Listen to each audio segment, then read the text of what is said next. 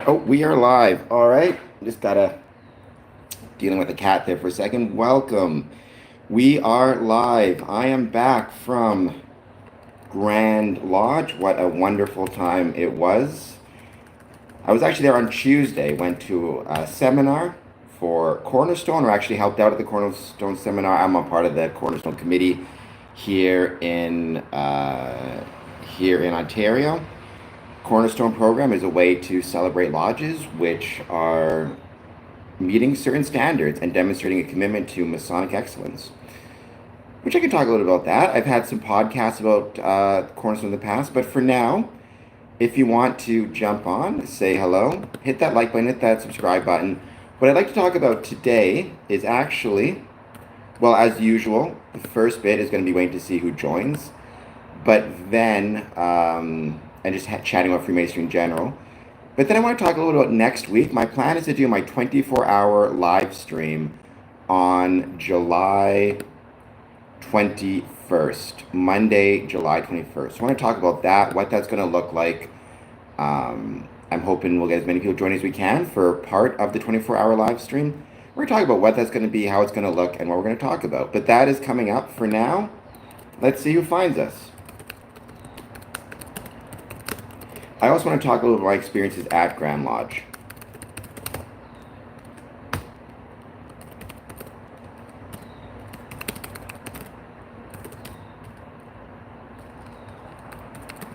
Smokey the Clown, how's it going?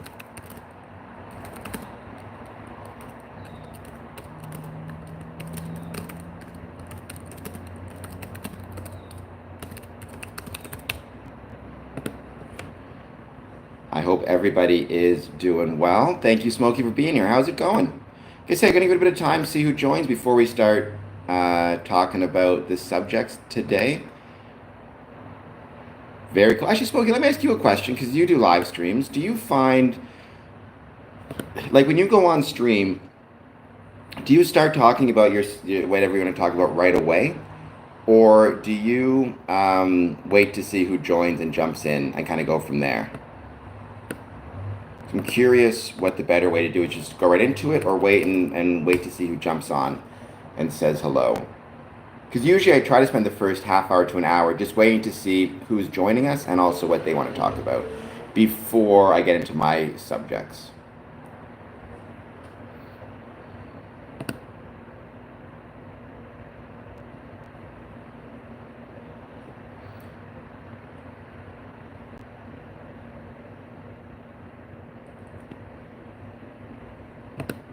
Welcome, you're just joining us. Please take a moment. Jump in the chat, say hello. We're here to chat about Freemasonry, as I try to do every Monday through Friday at 1 p.m., unless I'm traveling, in which case I postpone it. Like this week, I was at the amazing Grand Lodge annual communication in Toronto, actually north of Toronto at the Sheraton Parkway North. I want to talk about my experiences there a little bit, as well as what is happening with my 24-hour live stream, which I plan for July 21st, and what that's going to look like. Please take a moment, though, hit the like button, hit the subscribe button. Let me know how it's going, and let me know if there's anything you want to talk about. For the first bit, it's really just taking questions about Freemasonry. Any thoughts people have, positive, negative, or neutral, I'd love to hear them. I know a lot of people have maybe some more positive views of Freemasonry. Also, if you are one of those people who is not a fan of Freemasonry, you know what, that's okay too. I still want to hear from you and what you think. Sometimes I find talking to people who are opposed to Freemasonry or have negative views of it actually makes me a better Mason, because it forces me to think about some of the anti-Masonic views out there and how I can best relate to them or best dispute them. I really don't have a subject matter. I just hang out and read the chat. They make the channel. Okay, so yeah, your focus is primarily on the chat. See, I try to combine chat with my own topics I want to discuss, especially because there may not be a lot of, it depends who's interested in being part of the chat or not, right? The chat, the communication, the communications usually last 2 days. In Ontario, so which I think is the same in Manitoba. In Um, Other parts of the world, they can last longer. Like in some American jurisdictions, they can last for 3 or 4 days, but I find 2 days tends to be pretty average. 1 day for seminars, gatherings, and 1 day for the actual ceremonial aspects of it. The ceremonial investitures of district deputies or Grand Lodge officers, things of that nature. I try to be good people, Smokey. I don't know if I always succeed, but I do try my best. Um, Himanshu Raj Sony. Are you saying boo or boo earns, Himanshu? When you say boo, is that you're booing Freemasonry? How's it? I guess you say bro, so maybe you are a Freemason yourself. How's it going? Let me know how you're doing and if there's anything you want to talk about when it comes to Freemasonry. Before I get into my subjects, which I want to talk about, which are um, my trip to Grand Lodge, annual communication, what that was, as well as my plans for the 24-hour live stream.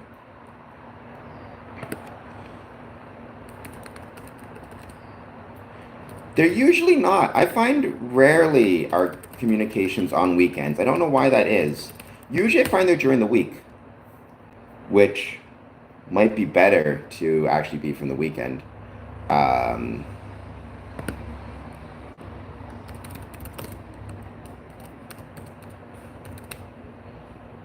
I am from Windsor, Ontario. Born and raised in Winnipeg, Manitoba. I love it. But currently residing in Windsor, which is an absolutely awesome, wonderful town, by the way. I feel like sometimes it gets a lot of bad rap, but Windsor's great. Windsor's a great city. As is Detroit, which is right across the river from me.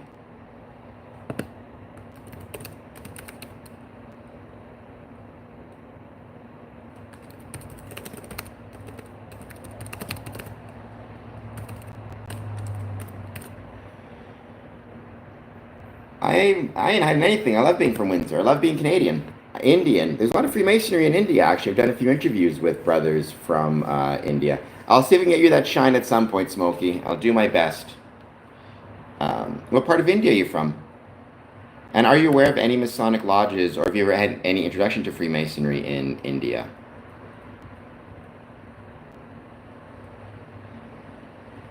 And don't forget, He-Man Shoe, hit that like button, hit that subscribe button.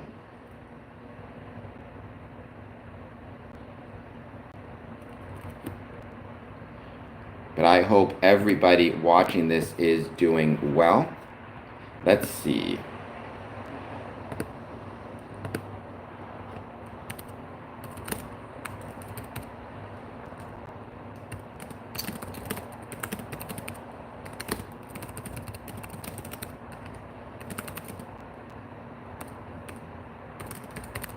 I mean, I would love to visit India. I would absolutely love to visit India. I'd love to visit some Masonic lodges in India. Um, the problem is it's not particularly close. It's what? Assuming, let's say, Detroit, which I live next to Mumbai flights is 19 hours and 45 minutes. So it's not exactly a quick jaunt, but believe me, I would love, love, love to visit. I think it would be incredible. And actually, 970 for a round trip is pretty impressive. We're just looking at the cost and the flight and all that. It's 7 hours, 30 minutes from Detroit to Heathrow. There's an overnight stop.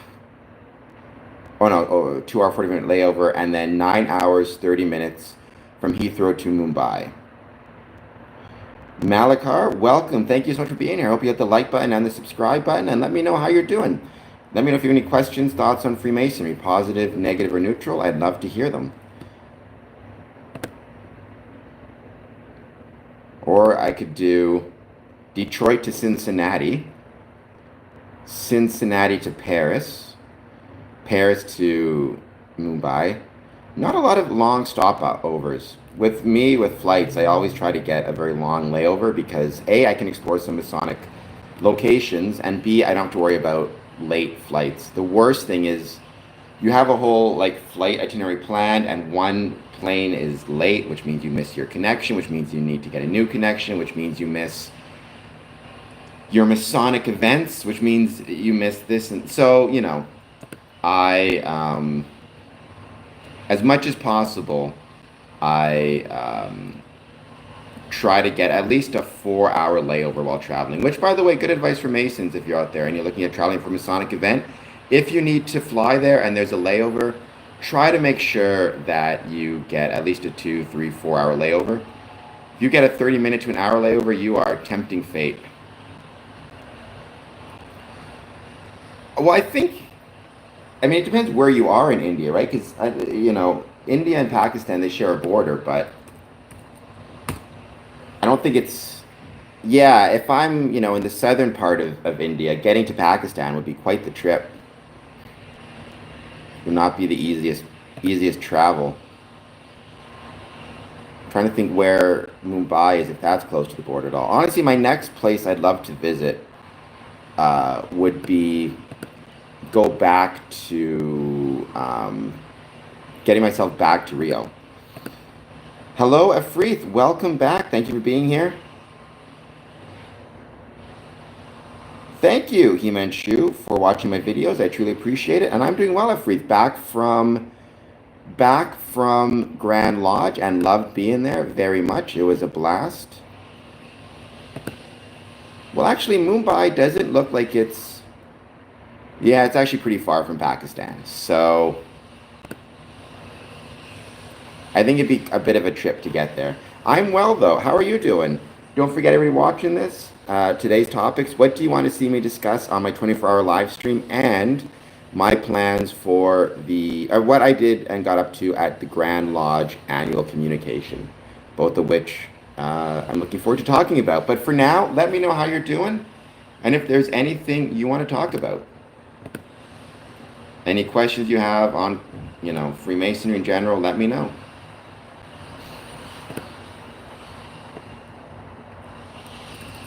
And I don't think so, Smokey. I'm gonna stick to caffeine. That's the thing I like to. That's my drug of choice, I guess. And I'm not saying, by the way, that caffeine is a completely harmless substance. No substance completely harmless. I especially sometimes worry about how we're not regulating necessarily some of those energy drinks, which have just insane amounts of caffeine to them. I think a lot of truckers use them, and it can have some serious long-term health effects. But I am, I'm going to stick to caffeine. Just say it once, brother Jay Hind. Okay. Jay, is that your name?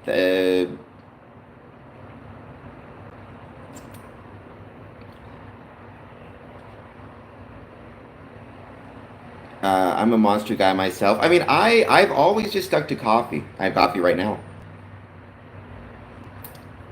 I've never, for whatever reason, been a big fan of Monster energy drinks, but I love coffee. Coffee is one of my favorite things. But yeah, I've known people who just drink those 5-hour energy drinks like crazy. And I do worry. I did hear that there was somebody actually in the States who did pass away. I guess he had a pre-existing condition. He had a heart condition, and he was just chowing down on energy drinks like crazy, and then he ended up passing away. And I do think we might need to regulate those a little bit more. I have read about King Athelstan. I don't know who King Athelstan is. Is there some type of Masonic mythos, Masonic connection to him? I have to look that up.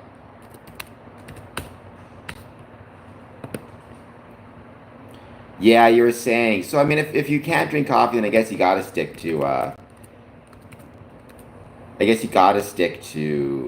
energy drinks.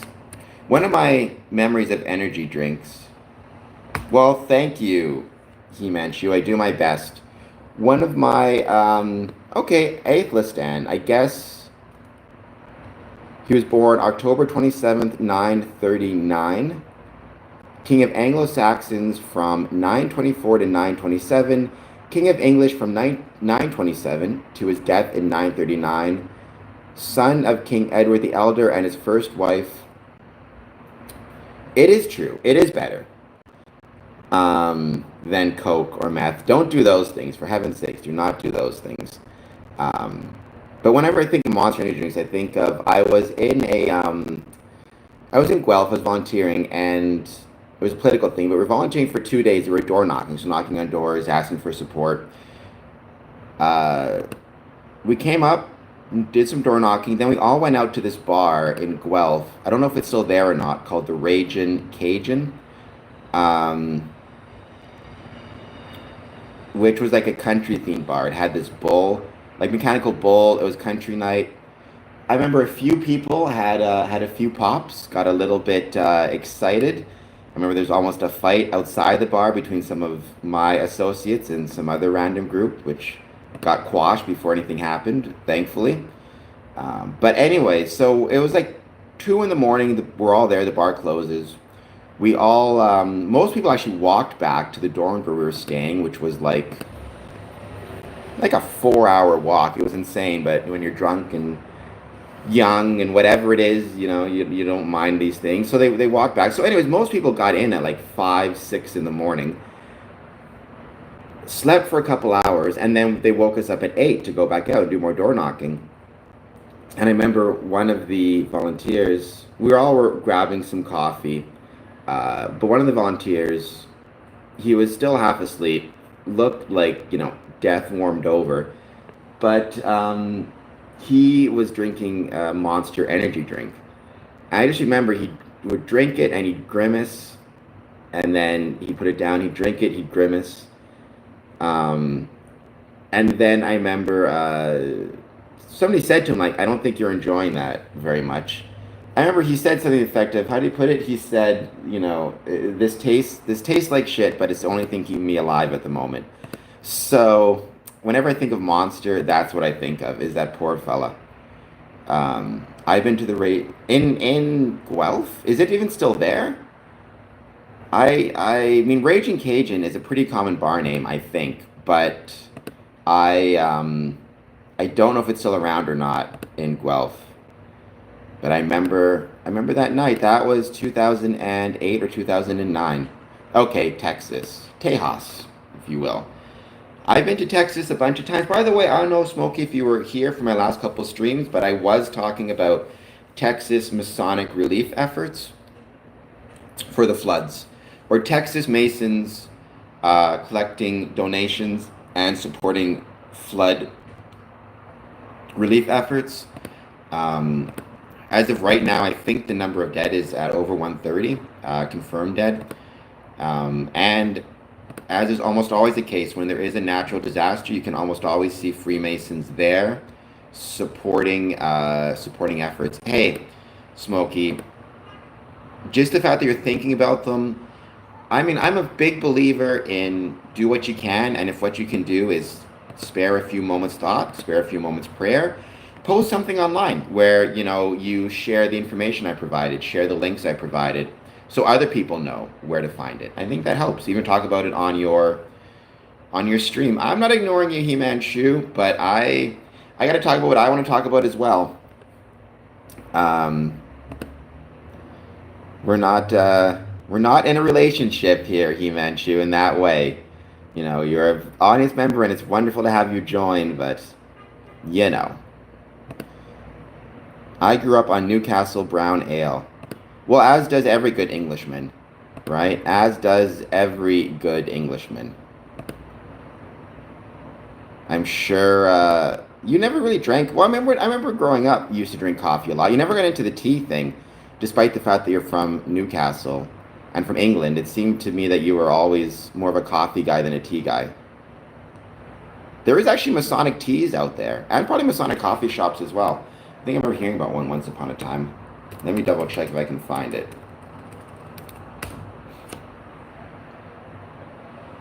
There's Masonic mugs and cups. Yeah. BKC, Big Kahuna Coffee, Masonic Master, Gourmet Whole Bean Coffee. So that's pretty cool. I grew up on Budweiser. See, I never drank. Neither then as a youngster, as a teenager, or even an adult. For me, it's always been pop is a weakness of mine. Like, I drink a lot of Coke. a lot of this stuff, and I will be having a lot of it ready for me during my 24-hour live stream, um, as well as coffee. I'm trying to figure out what snacks I should have for my live stream. If you guys have any ideas of snacks you think I should eat to keep me energized during the 24-hour live stream, please let me know. Definitely gonna have some chocolate covered espresso beans to keep me awake. I'm gonna need it, that's for sure.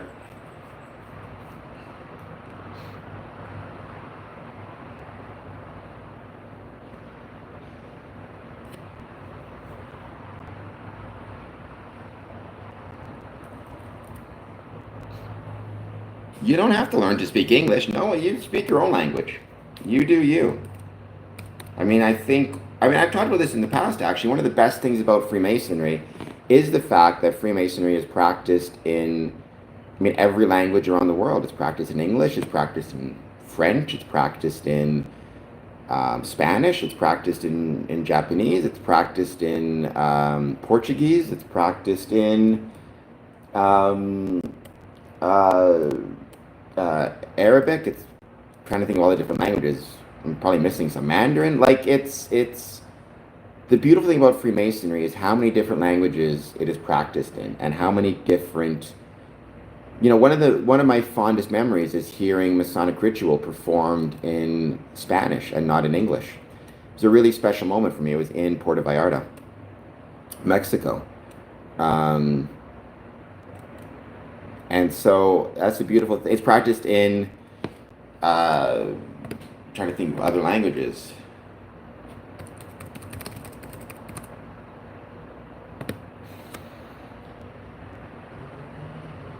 Trying to think, because there's different language. It's practiced in Hindi. It's practiced in all the different types of, and that's the beautiful thing about it. I've been clean cold turkey. Good for you, Smokey. You should be proud of that. I have no idea how challenging it is to quit drinking, but I feel like it's pretty challenging.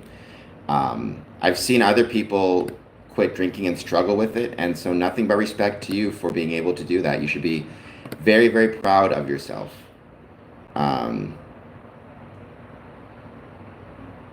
so nothing but respect to you.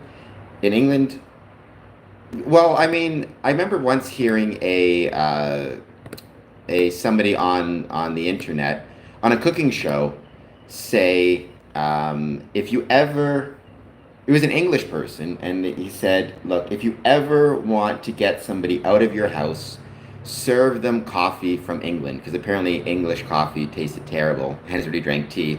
But I think now it's better. Honestly, the last time I visited England, it was so long ago, I didn't really drink coffee much then. This was like mid law school when I only drank coffee a little bit. It's only been in the last 10 years that I've really started drinking a poop ton of coffee. So maybe coffee in England's gotten a lot better, but I was always told English coffee is like the worst. Um, I don't mind tea, but coffee for me is the best. Thank you, Caesar's Windsor, for keeping me alive with free coffee. If I had to buy my own coffee, I'd probably go broke.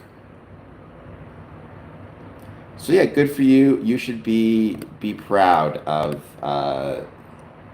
Smokey Decline. You should be proud of the work you put in going quitting.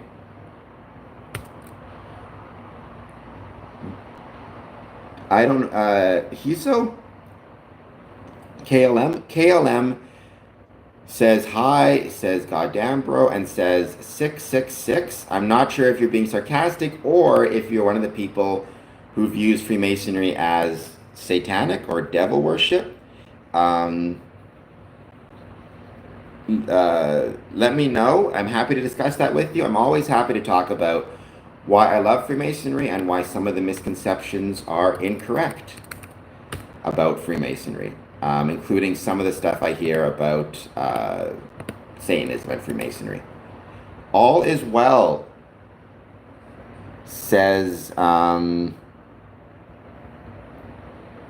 says Himanshu in Hindi. KLM or Kim says sorry. Why are you saying sorry? What's going on? Your house in England or your house in Transcona where I grew up? Did they have instant coffee in England when you were a kid? I don't understand what you're saying, says Kim in Chinese Simplified. Sorry, unfortunately. Here, let me see if I can actually respond in your language. I hope this sounds good. This is Google Translate, so take it for a grain of salt.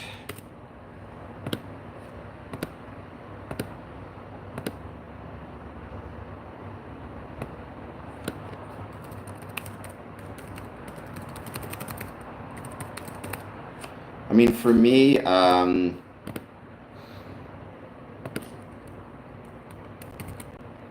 don't mind instant coffee, to be honest with you. I will say one of the areas where Freemasonry is really dropping the ball is so often in our lodges, we don't have, like, if somebody comes and visits to say hello, we are being lazy and we are not offering them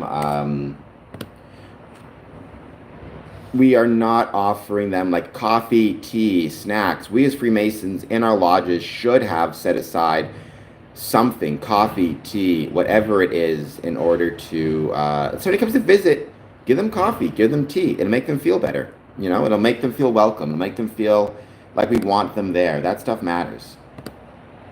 In Canada, it was brewed. Well, brewed coffee is where it's at. So in England, your house had instant coffee. Did your dad, my grandfather, did he drink coffee or is he a tea man? I'm assuming tea person, since he was, Englishman born and bred. But I also find it funny you told me that your father, my grandfather, was like me. He was a teetotaler. He didn't drink, which is funny.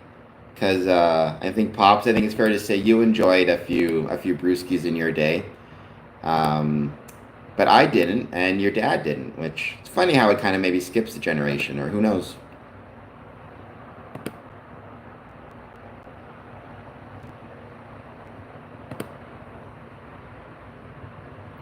I like Southern sweet tea too, so long as you cut it with some regular tea. I find if it's just Southern sweet tea, it tends to be.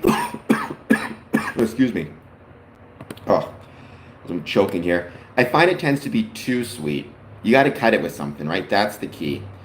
You got to cut it with whatever it is you're cutting it with. So for me, I always have like 75% sweet tea and then 25% regular tea. No, what's a Spanish latte? I mean, I've had coffee in Brazil. I know Brazil speaks Portuguese, but I'm assuming they have Spanish influences in their coffee, but I don't know what a Spanish latte is.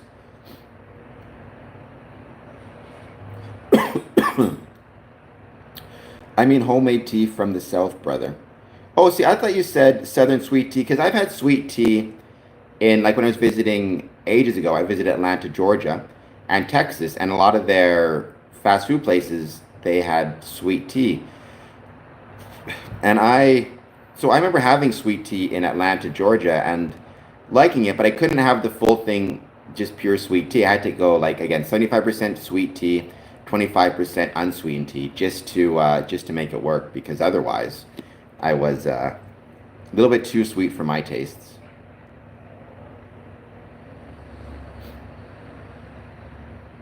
Georgia, I love Georgia. I mean, I would like to get back to Georgia. I've been to Georgia once. I was in Atlanta. I loved it. I would love to make it back there, because I really, really enjoyed my trip there, my visit there. It was, my God, I don't remember how long ago it was. Where's Buckhead? I don't know where that is.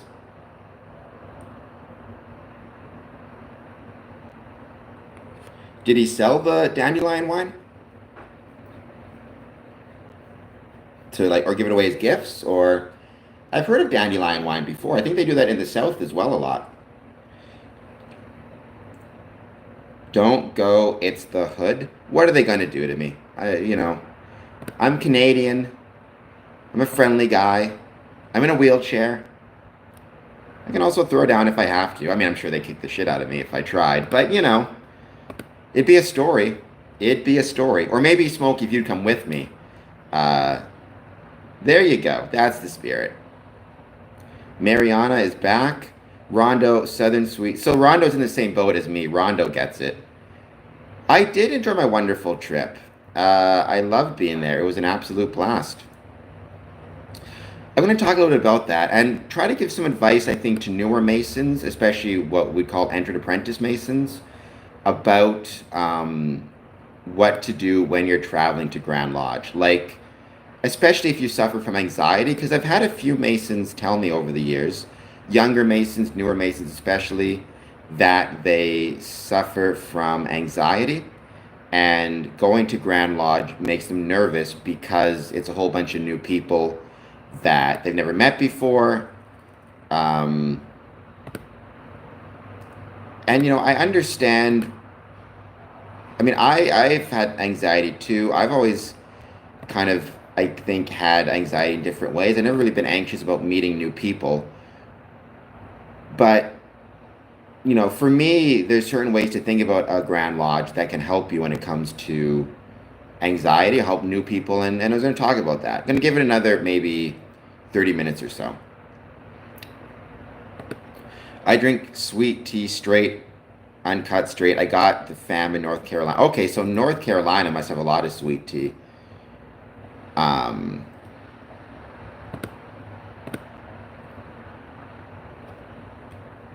I have I been to North Carolina ever? I don't think so, but that's 1,000,000% on the list. I hear it's beautiful in North Carolina. What are some of the your favorite parts about like North Carolina?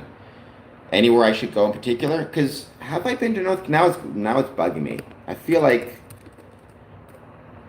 I have been to North Carolina, and I just can't remember for some reason. Raleigh is the capital, right? Or is it Charlotte? Charlotte, North Carolina.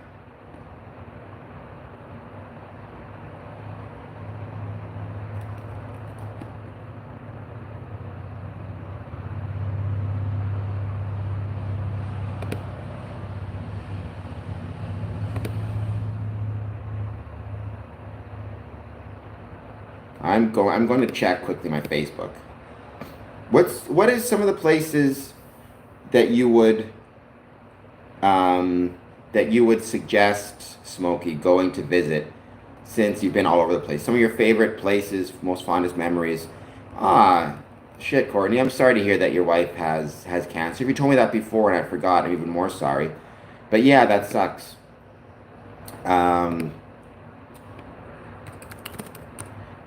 my mom had cancer. I know how terrible cancer can be. I've known other people who have cancer as well. Um, and yeah, it sucks. But I'm glad you had a great chat with the cancer specialist. And, the advice I'm going to give you is the advice I give to almost everybody. Do what your doctor says, or tell your wife to do what the doctor says.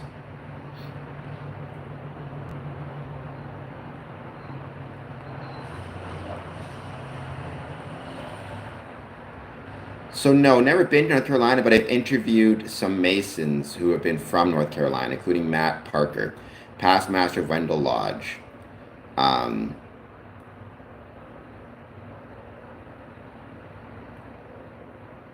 she's cleared, but still on radiation. Well, I'm glad that she's cleared. I hope that she starts to feel better as much as she can. I know it's tough when you're on radiation to actually it does a number on you, put it that way. But I still think it's great that like I say it's wonderful. It's wonderful that you had a good chat with the specialist, and just keep doing what your doctor tells you. And my thoughts are with you guys. Um, I hope everybody though watching this is doing well. Let's give it a bit more time. Let's see who joins, and then I'm going to talk about once again. My two topics for today: how to visit Grand Lodge if you're nervous, especially as a newer Mason, as well as the 24-hour live stream I have coming up.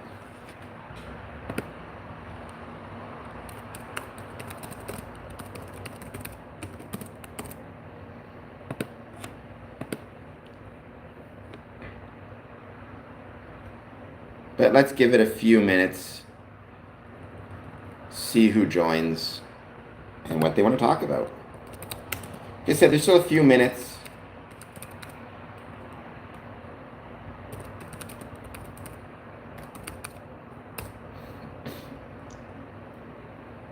What is mud bugging? It sounds fun. I like getting dirty. You know, that's my favorite thing in the world is getting dirty. So anything in the mud, I think I would enjoy.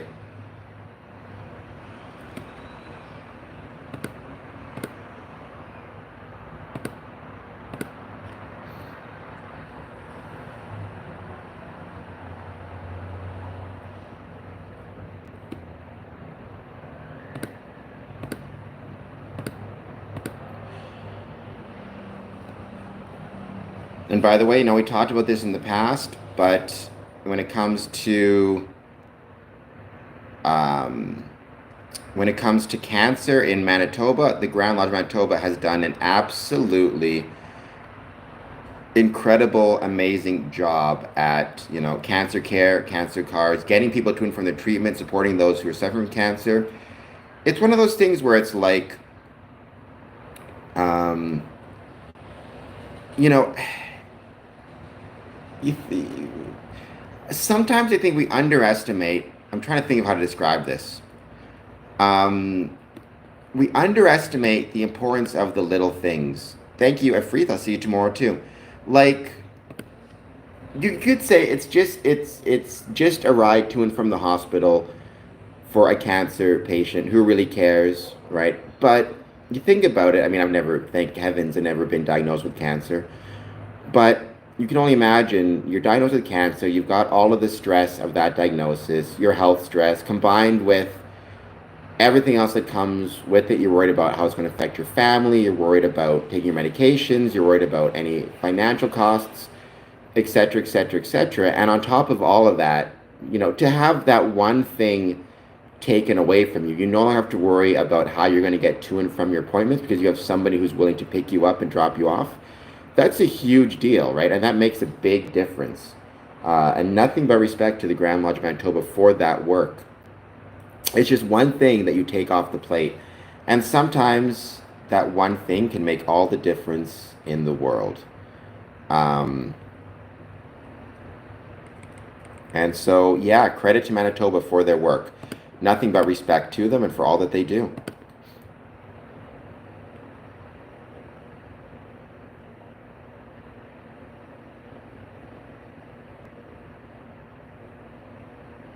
Welcome. If you're jumping in, please jump in the chat, say hello.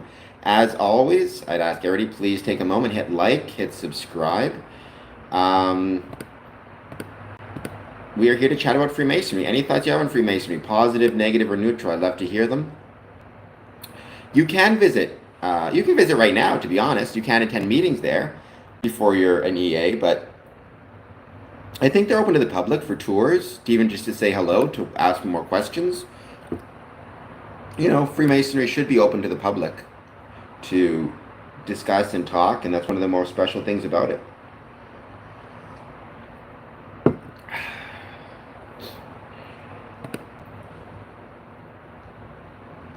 Yes, the library for sure. And I'm sure they have some pretty incredible things at the library as well. I do wish more Grand Lodges had public libraries. A lot don't, but if you ever do get the chance to visit, it's pretty wonderful to visit a Masonic library. I mean, George Washington Masonic Memorial is probably the best example of it in Washington, D.C., which I do want to visit 100%. It's on my list of places I want to visit.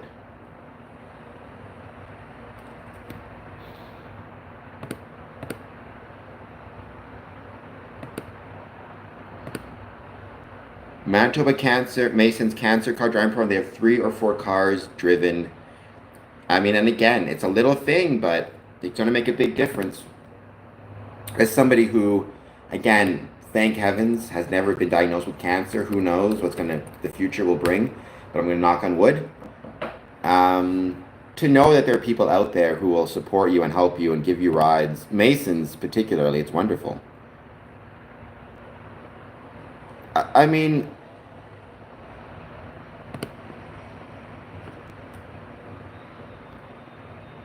It's funny. I think many lodges have libraries, but not all.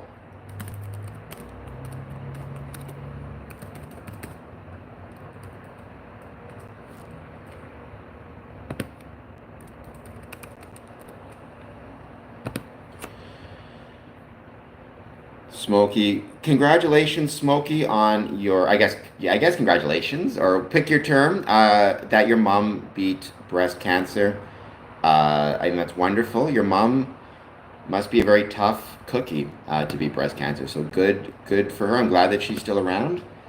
And yeah, my mom also had breast cancer. Unfortunately, I mean, she didn't beat it in the end, but she got a lot of extra years from fighting it and from getting treatment and everything else. So, um, just never give up. Um, because you never know, even if you can't at the end beat it by going for treatment, going for treatment, by doing what your doctor says, you can get a lot of extra years that you wouldn't have otherwise had.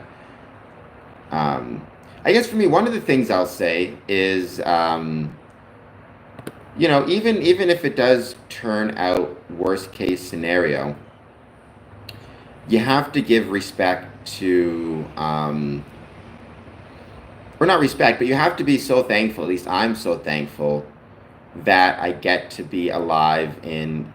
I was born in 1983, and then I get to be alive in 2025 because for most of human history, you know, you wouldn't even get a diagnosis of cancer. You would just die, probably in incredible pain, right?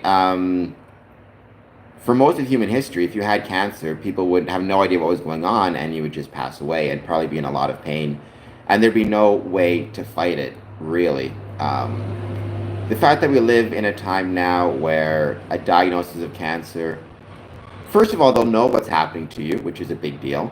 And secondly, the fact that there's treatments and there's options and it's not an automatic death sentence, and the fact that it's something that can be combated against um, is a huge deal, right?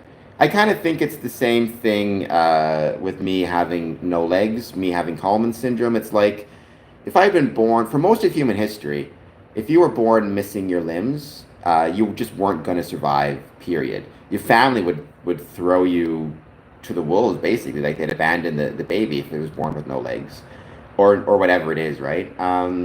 There were no wheelchairs, there were no artificial limbs, right? The fact that I got to be born in 1983 and live in a time when there are so many things available to me, it's pretty incredible. And I'm very lucky that I was born when I was, and born, at a time when there's so many options for people such as myself. So yeah, you can be grateful for things even when you wish it was otherwise. I'm sure that's true, Smokey. I'm sure your family is a different breed. It's wonderful to have you here, though, and I'm glad that your family's made it through.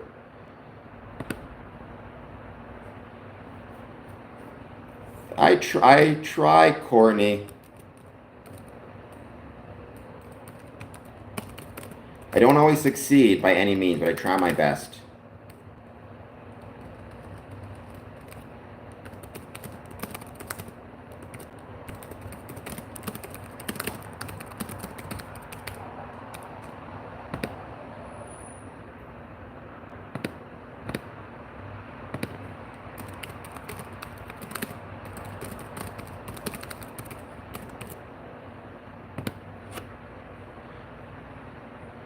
I agree. All that matters is that you try your best. I think that's the most important thing. Are you willing to try your best, to give it your all? Um, that should be the thing that's most important. You know, was he? Elvis Presley, Freemason. Let me see this.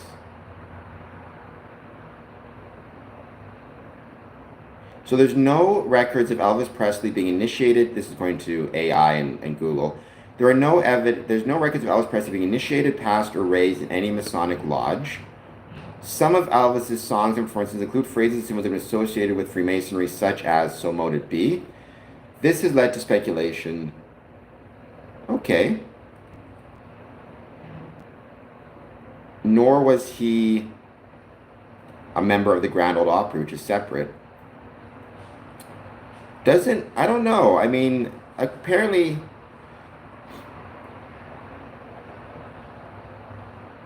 there's evidence that he included Masonic phrases in his songs, but I don't see any evidence that he joined Freemasonry. But again, that doesn't mean that he wasn't. There are times when records are pretty sparse.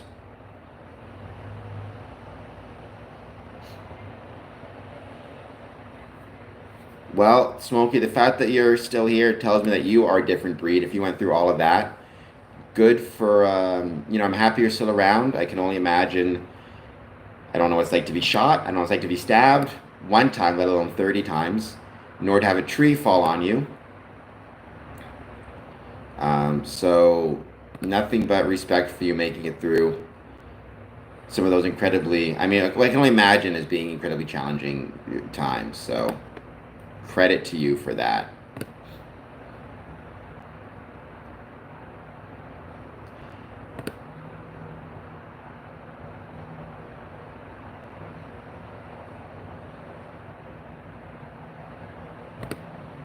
And that's not even the half of it. Jeez Louise. Well, you must have a guardian angel somewhere then to keep you safe throughout all of that.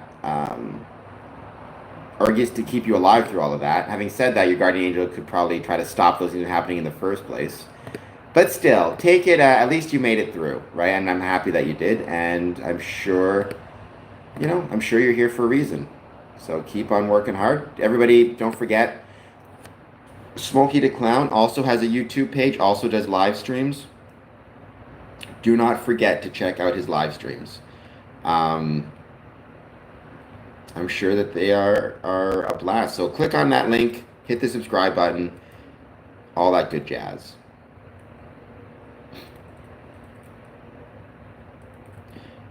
Here's what I'm going to...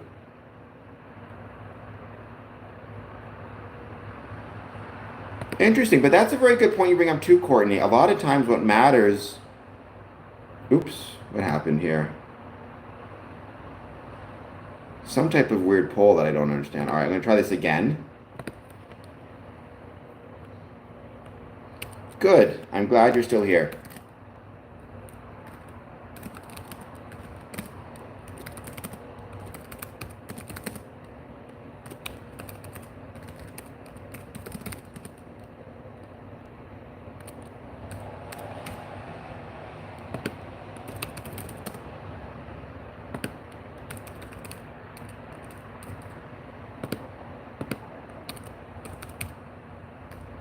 We're going to call it work/education.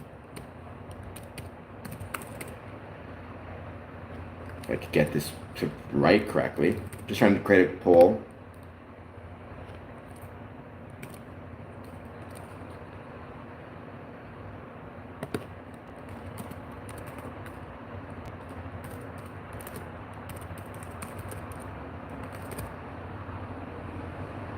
There we go.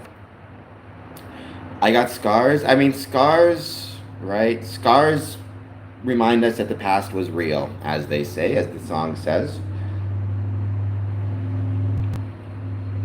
Do you go to Masonic Grand Lodge Annual Communications for fellowship or work? I'm going to talk about that in a couple more seconds or minutes. I should say fellowship or work/education, because I would put education in as a subset of work, but both of them are very important.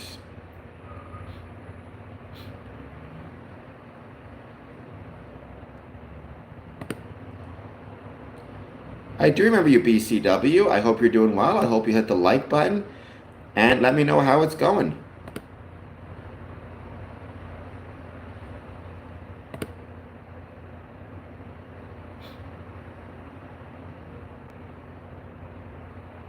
That counts. That counts. I mean, yeah, a lot of people who aren't Masons, I guess what you could do is if you wanted to, you could read the question more as a question about like conferences in general. If you were to go to a conference, let's say for work, whatever it might be, would you go for the fellowship or to hang out with your coworkers? Would you go to learn more about how to do your job well, or would you go for both?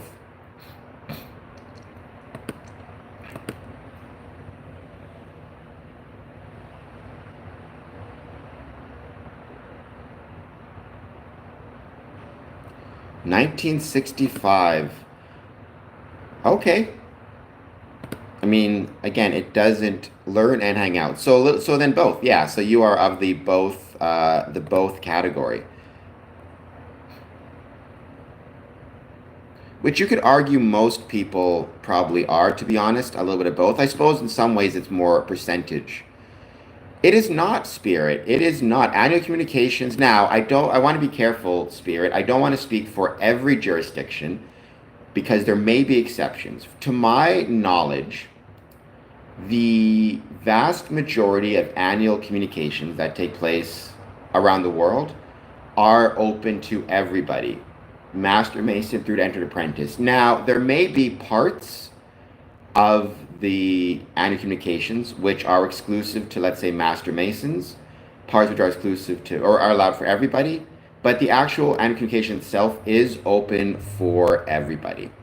Master Mason down to entered apprentice. And I always encourage entered apprentices, even actually, I also encourage non Masons, but candidates, those who are going to be Masons, to make sure that you. Thank you, Smoke, for being here. It's been wonderful to have you. To attend the Grand Lodge. I think one of the biggest opportunities you have to grow in Freemasonry is to visit a Grand Lodge. Even if you're a candidate waiting for your degree, it still makes a big difference. Rosalie says, hey, Rosalie, I hope you're doing well. Hit that like button, hit that subscribe button to everybody watching this. Give a few hearts, a few of these guys. And we're going to start talking about annual communications in 5 minutes. So that's the first part of the conversation. And then the second part, we'll go on to talk about the 24-hour live stream I have planned for July 21st.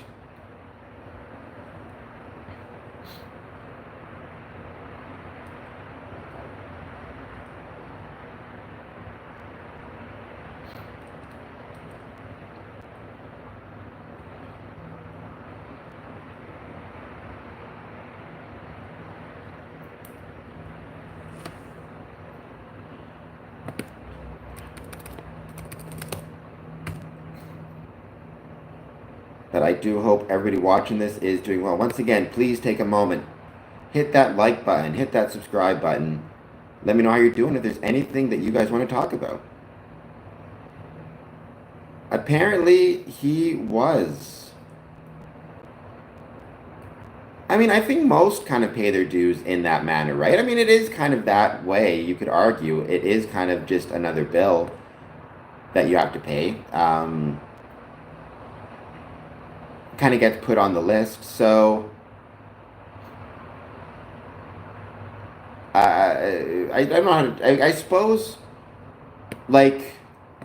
it's not so much whether it's another bill or not, it's the rank, it's how you rank the bill, right? Like, what bills are you willing to put aside? What bills are you willing to pay early?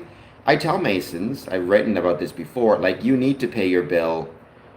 You need to pay your dues early. Don't just pay them early, or at the very least pay them on time, right? It's not fair to your district. It's not fair to your secretary, to your treasurer to have to chase you down, hunt you down to pay your bill. You should be paying attention, paying your bills early. It makes a big difference in how well a lodge functions if they have people paying their dues on time. So make sure you pay your dues on time. But maybe treat it as more important than just any other bill, Some lodges now are moving to online dues payment. it's possible to even set it up automatic withdrawal. Like every year, it's automatically withdrawn from your account, which I think makes sense. It makes sure people don't forget. It kind of more guarantees it. And especially if you're not attending lodge much, um, or at all, you can still, um, you can still know that your dues will be taken out. You don't have to chase anybody down.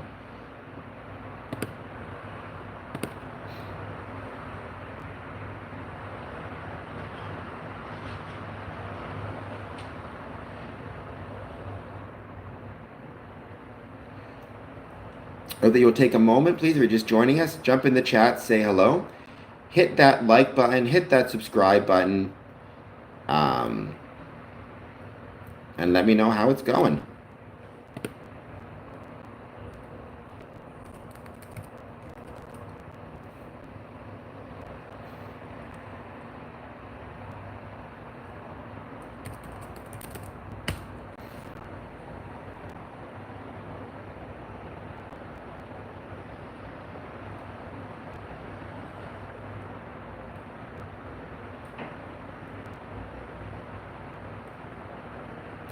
I'm just giving it 5 more minutes before I start talking about the annual communication.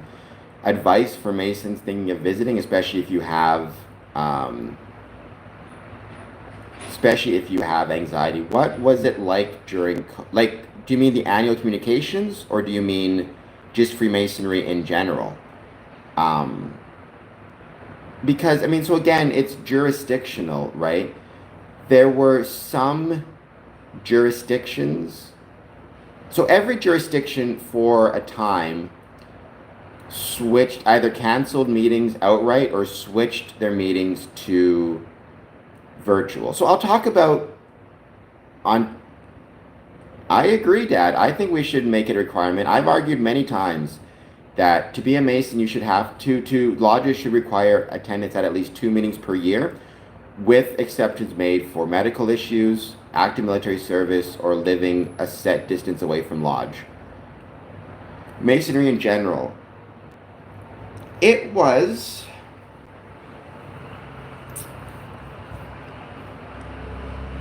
how do I describe it? It was, for me, okay, so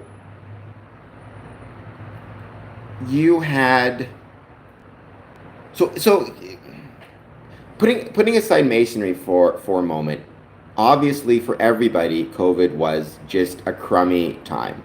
For Masons and non-Masons, right? You're worried about getting sick. You're worried about getting other people sick. Things are being shut down. Kids are losing their ability to go to prom, go to school. You're working more from home. You're worried about whether you keep your job or lose your job, because the economy is obviously struggling. You can't travel.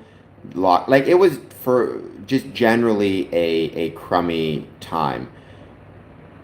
I do believe that with Freemasonry, they're presented, and for many lodges took advantage of it to their credit, opportunities to rethink and reconsider some things that we were not doing before. And honestly, I saw COVID, even though a lot of Masons were worried about what would happen, I saw COVID as, in some ways, providing new avenues and opportunities for the craft. So one of the biggest things that we saw with COVID and Freemasonry was a significant increase in virtual and online Masonic meetings and Masonic events, taking advantage of Zoom or Google Spaces. Now, different jurisdictions had different rules as to what you could do during a meeting. So in some jurisdictions, like in Ontario, you could have a virtual meeting, but you could not have ritual work done, and it was not a tiled meeting. But that was really great, because what it meant is, and I was really proud of the work I did and others did, we could do a virtual meeting. We could gather Masons in our lodge. We could also bring in potential candidates who want to learn more about Freemasonry and have them talk and ask questions and discuss things. We could bring in guest speakers. Sometimes they're Masons, sometimes they're non-Masons. Because you're bringing them in virtually, they don't need to, you're not paying for their flights in, or they don't have to travel. And they could talk about Masonic record keeping, Masonic history. They could talk about any number of different things, right? And, if you're a Mason, let's say you're a Mason in Harmony Lodge, but you moved to Manitoba, moved to Alberta, we could get you back visiting our lodge virtually. And you can see guys you haven't seen for years because it's virtual. I thought that was a really, really good thing, and something that I was really proud a lot of Masonic lodges took advantage of. I was able to, during COVID, I made some of my closest Masonic brothers and friends were friends and brothers I met during COVID through virtual meetings, because suddenly I'm visiting lodges virtually and lodge meetings virtually in Washington State, in Texas, right? And then eventually when travel restrictions lifted, I could visit them in person again. But it was really, really special, that element of it, trying to work through and thinking outside the box. Like, one of my proudest Masonic achievements was organizing a virtual beer and cheese tasting, where what I did is went to a local brewery, which I think Masons should always support local brewing, and asked them to create packages. It was basically boxes, and it was a special type of beer. It was one of their beers, along with a container of cheese and meat, and then members, or anybody who wanted to take part, it was open to the public as well, could purchase one of these packages, either pick it up, because the store at that time, they couldn't have in-person seating, but you could pick things up, pick up the package or have it delivered to you, and then at the actual tasting, we went on to Zoom, everybody joined, and then we had the brew company join the tasting as well. And they talked about, like, okay, this is the package we created, this was the type of beer we created, this was the type of cheese and meat we paired with it, this is why we paired with it, and this is why we did it. And I was really proud of that, and it helped a business keep in business during COVID. And it gave some brotherhood, and we even invited candidates. We had some people who were not initiated, pastor raised, but they still got to be part of something that was a lot of fun. So as a general rule, no, it depends on time. Again, like, some jurisdictions shut down for a couple months and then were open again, and so they had initiations, passings, and raisings quicker. Other jurisdictions were closed down for longer, so they had to wait a longer period of time. And you did have this funny thing happening where I almost gave the example of, it's like a dam, where if you have a river that's flowing and you put a dam on the river, the water is going to back up. And eventually, if you remove the dam, for a while, the river is going to seem to be flowing very quickly, or the water at the other side of the dam is going to seem to be rising very fast. But it was artificial, right? And that kind of happened with Freemasonry post-COVID, where in Ontario, because we went about a couple years, I think almost 2.5 years, without any initiations, but with a lot of applications, once the dam lifted, once we were able to do initiations again, it seemed as though Freemasonry was going gangbusters. And it seemed as though Freemasonry was really growing, where in fact what was happening was it was just backed up demand. And it was an artificial growth. It really, Freemasonry wasn't growing any faster than normal. It just seemed that way because we went a few years without any initiations. And then kind of things leveled off again, right? But I think even in Ontario, our Grand Lodge annual communication during COVID was virtual, which forced us as Ontario Masons to have virtual voting, which has remained. Even though we have in-person meetings, once again, we have virtual voting. As well as, for that year, it was a virtual Grand Lodge. I remember I attended the Ontario Grand Lodge annual communication in 2021, if I recall correctly, from a Denny's in Texas, because I was in Texas visiting some brothers, because they in Texas they had reopened Freemasonry much earlier than Ontario, so they had in-person meetings much sooner. So I was visiting those Texas lodges, but that one day I set it aside. The internet in my hotel was kind of slow, so I went to the Denny's, used their Wi-Fi, ordered a stack of pancakes and some coffee, and took part in the annual communication virtually from the Denny's. And I think, like,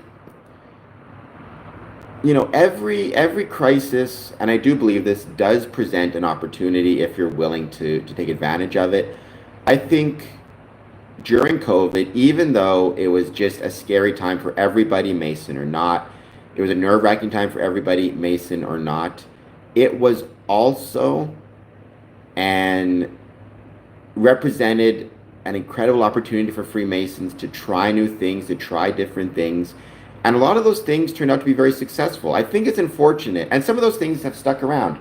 Virtual voting has remained in Ontario and in many jurisdictions. But unfortunately, not everything has. I think most lodges have abandoned the idea of having any type of virtual meetings, which I think is a shame. So it was a time of great fear, but also great opportunity. And I think in some ways we lost that. But I was really proud of a lot of what we accomplished during that time, and a lot of what Grand Lodge has accomplished during that time, because it was really, really challenging. But I hope that answered your question, Spirit. Yeah, I mean, 2024, COVID was COVID still exists, don't get me wrong. I'm not going to say that, it doesn't exist anymore, but the restrictions, that type of stuff, it kind of faded from public discourse.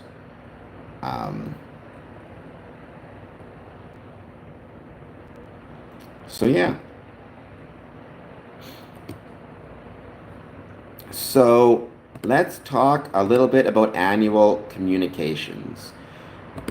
Colloquially often referred to as Grand Lodge. And I think this is an important thing to talk about, because even for me, I joined Freemasonry in 2007 for probably the first 3 or even 4 years of my Masonic career. When people mentioned Grand Lodge, it'd be brought up in lodge meetings, who's going to Grand Lodge, what's happening at Grand Lodge this year. I had no idea kind of what was being referred, or what they meant by Grand Lodge. I understood that there was this thing called Grand Lodge, which was the governing body for Freemasonry in my jurisdiction, but I had no idea what it meant, like what's happening at Grand Lodge, who's going to Grand Lodge. And looking back, I should have asked questions earlier. What is this? What are we talking about? But you're new, you're kind of nervous about asking questions, so you just kind of try to figure it out as you go. So right off the bat, we have to kind of pick terms and be careful with the terms we use. When somebody refers to Grand Lodge, usually what they're referring to, or what that actually should mean, technically what that should mean, is the governing body for Freemasonry in your jurisdiction. So for example, I live in Ontario. I'm a Mason in Ontario. So the Grand Lodge of Canada in the province of Ontario, that is what Grand Lodge is. And that Grand Lodge, it sets the rules, regulations, and tone for Freemasonry in Ontario. Right? Grand Lodge in Ontario cannot make up rules for Masons in Texas. It cannot make up rules for Masons anywhere else. It sets the tone, the rules, the regulations for Freemasonry in Ontario. The annual communication is in Ontario again, but usually in most jurisdictions, is a yearly event during which time Freemasons from across the jurisdiction gather in one location. Here in Ontario, it usually takes place, the last 50 years or so, it's taken place in the Greater Toronto Area, in Toronto. Gather to discuss Freemasonry, to learn about what the Grand Lodge is doing, to vote on any potential rule changes and regulation changes that are being proposed, and to vote. And again, this case is done virtually now, whereas it used to be not, but to either vote for or learn who has been appointed to different positions. It could be District Deputy Grand Masters, which is a position in which a district has a representative to the Grand Lodge, through to different Grand Lodge officers. So it is a combination. So the primary purpose, the reason you have it, really is in theory to complete the administrative and judicial tasks necessary to function. It's where the Grand Master gives his report. In some ways, you could argue it's kind of like a State of the Union for Freemasonry, where Freemasons gather, they learn what the Grand Lodge is doing, what the Grand Master is thinking. The Grand Master will give his address to those present, as well as a chance to vote on any proposed changes to the Constitution. Again, it's the local Constitution, so voting on changes to the Constitution in Ontario, not the Constitution of, say, Texas, that type of thing. So, for example, if Freemasons want to change the age of initiation, right now in Ontario it's 21. If you want to change it to, say, 18, that would be brought up in Grand Lodge, and they'll vote on it. And if the vote passes, then it's up to the Grand Lodge after the annual communication to make sure that change is implemented and enforced and the age is appropriately reduced. Also, it is a chance for, I said Masons from Ontario can gather there. Also, oftentimes during annual communication, because so many Masons are in one place, you'll have Masons from outside the jurisdiction coming in to visit. They don't get to vote on constitutional changes, they don't get to vote on officers, but they do get to join, meet other people, discuss Freemasonry, learn about what's happening with Freemasonry in that jurisdiction, maybe get some ideas that they can then apply within their jurisdictions. So regularly, you'll have people traveling from, even this time we had Masons in from Newfoundland, who again were visiting because they wanted to show their respects to our Grand Lodge, learn more about what's happening, and vice versa. The other reason that Grand Lodges or annual communications exist, though, maybe not the official reason, but certainly an unofficial reason, and one that most people do, is to engage in fellowship with your brethren. You get to meet brothers from across Ontario, you get to hang out with them, get a coffee with them, talk to them, learn how they are doing, learn how their lodges are doing.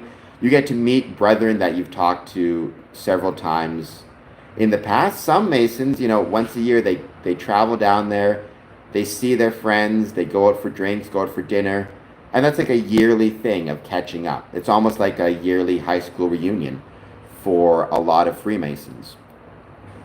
And that can be really special as well. A lot of brothers will tend to feel like the Grand Lodge is exclusively for Master Masons or even Worshipful Masters in some cases. And I always tell brothers, it's not. The Grand Lodge really provides opportunities for everybody. Even if you are an entered apprentice, even if you maybe are not at a stage where you can vote on a constitutional change or you can't vote for whatever it is, you can still learn so much and make friends. And I mean, if you are, let's say you're an entered apprentice, you're 22 years old, you've just joined, going to the Grand Lodge, you will meet other brethren at 22 years of age that will become your friends, that you will continue to meet year after year. And suddenly you're a 60-year Mason or you're a 60-year-old Mason, you've been a Mason for 40 years, you're still meeting those guys every year, and they become a part of your Masonic journey, right? the fellowship aspect of it is something that every Mason can take advantage of. And honestly, it's the reason that I go to Grand Lodge more so than anything else. Right? A lot of brothers will say they go for the jurisdictions, for the legislation piece, what's changing, education. That's all great. The reason I go is more than anything else is for the fellowship and meeting other brethren. And to any brothers who are nervous, like Spirit, I know you're newer. You said 2024, right? I don't know. Some brothers I know who are newer can get, what's the word I'm looking for? Can get anxiety about meeting new brothers, about meeting new Masons. One thing most Grand Lodge annual communications have is what's called hospitality suites. Now, not every jurisdiction has it, but most do, where different lodges or districts, so different areas within a jurisdiction, will rent a hotel room, rent a hotel suite often, put out food, put out drink. They'll comply with any rules and regulations around smart serve or serving alcohol, get a special occasions permit, whatever it might be. And they will, put out food, drink, and invite people to come in, have a drink, have some food, learn more about their district, and just hang out in the spirit of brotherly love. So one thing I always recommend to brothers, if you're nervous about going, I say, treat yourself like a Viking. You're on your boat, you're on your Viking ship, and you're traveling from hospitality suite to hospitality suite. You're not there to meet people, if that makes you nervous. You're not there to exchange pleasantries, if that makes you nervous. You're there to raid their hospitality suite of food and beverage, just like a Viking. You're there to go, grab some delicious food, grab some refreshments, and then, travel on your way to the next hospitality suite, like a Viking, pillaging from village to village, from town to town. And I know that sounds kind of like harsh or whatever it is, but I find for some people who have anxiety, that's a great way for them to think about it. Because it's like if you're not anxious and you're able to meet some friends, meet some people, make some new friends, then that's great. That's a bonus. But if you're kind of anxious about that, you still get some delicious food, you still get some delicious drinks, and you still get it that way. So it's one of those things where treat yourself like a Viking, like a pirate. You're going there to take advantage of some delicious food and beverage, and in the process, maybe you get out of your shell a little bit, you meet some Masons, you meet some friends, and you make those friends for life. And at that point, what's so fun is you can talk to them about, you can talk to them about Freemasonry, and you can talk to them about, like, how are things going in your Masonic Lodge? What's going well in your Masonic Lodge? What's going poorly in your Masonic Lodge? Get some ideas. If they're having some success in getting new members or getting new retention, you can ask them, okay, what is it about your lodge that is going well? Why is it going well? What has been a success? And can you then take those successes and bring them back to your lodge for a success, Can you say, hey, I was at the Grand Lodge, I learned about Lodge Trinity 783 has had a lot of success moving their dinners from after lodge to before lodge. Can we look at doing the same thing? Or vice versa, if a lodge is struggling, you can go back to your lodge and say, hey, Lodge Trinity 5783, or whatever it is, has been struggling with this problem. Could that problem be coming up in our future? How can we deal with that situation now so it doesn't become a problem for us? Right? It's a chance to learn and bring things back to your lodge. As well as, obviously, it's a chance to learn what your Grand Lodge is doing, what your Grand Lodge is working on. And again, bringing it back to your lodge, saying, hey, this is coming up. This is something that Grand Lodge is working on that we should be prepared for. So, I always encourage, and again, if you're an entered apprentice or fellow craft, right, like Spirit, you'll meet other fellow crafts, hopefully, who can talk to you about, like, how their journey is going. And you can either commiserate on struggles you're both having or celebrate successes you're both having. So I think There's so many benefits to Grand Lodge, even being on the road, on the car, taking the car trip down. If you're driving with other brothers, it's a chance to talk. It's a chance to talk about Freemasonry. It's a chance to talk about what is going well in Freemasonry, what is going not so well for you. And it's a chance to talk about everything else. It's a chance to talk about your family, your work, because that's a big part of it too, right? You don't even have to talk about Freemasonry. In professional wrestling, they would talk about the value of being on the road, driving from town to town. Maybe if you have, like, say, a wrestling match on Monday with, Monday in Dallas and Tuesday in Austin, and you have to drive from one town to the next. If you're driving with 4 or 5 brothers in the car, or 4 or 5 wrestlers in the car, you can use that trip. I think it's like 7, 8 hours. You can use that drive to talk about, your life in general, your family, or your matches. What's going well, what's not going well, the business, right? And because you can talk about that, it makes you a better wrestler. In the same way, taking a 4, 5, 6 hour drive from one Masonic event to the next, or one annual communication to a meeting to back to forth,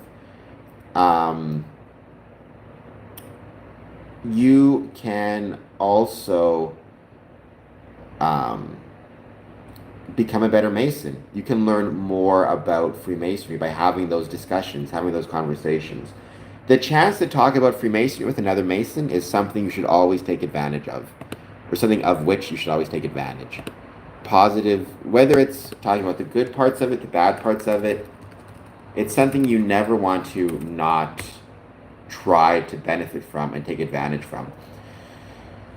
Do any of the lodges have Coke machines? I don't. I mean, I'm sure some do. I can't think off the top of my head of any that have, but I'm sure some must. Be a good idea to have. Again, I talked about how lodges should always have drinks and food on hand for visitors. Having a Coke machine or a snack machine, I think that it is a wonderful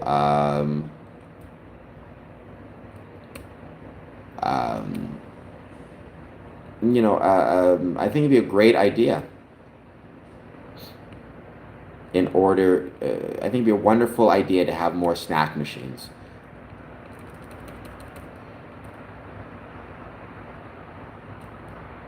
Yeah, well, I think many lodges do. Like most Grand Lodges, I've never been to Texas, but most Grand Lodges themselves have portraits of all their past Grand Masters. Like I know for sure the Grand Lodge of UGLE does, United Grand Lodge of England. I know for sure in Nashville, the Grand Lodge of Tennessee has a hall or a library full of portraits of all of their past Grand Masters. So most Grand Lodges do have that. Many lodges also have a wall or a section where they have, it's full of Grand Lodge, full of their past masters. So a portrait of every past master of that lodge. So it's a great idea, and I think many do. So I hope that helped answer some of your questions about annual communications. If it did, let me know. If you have any questions about annual communications, let me know. Let's see if we have some more people joining us, though. And then next thing I want to talk about is my 24-hour live stream, which will be on July 21st.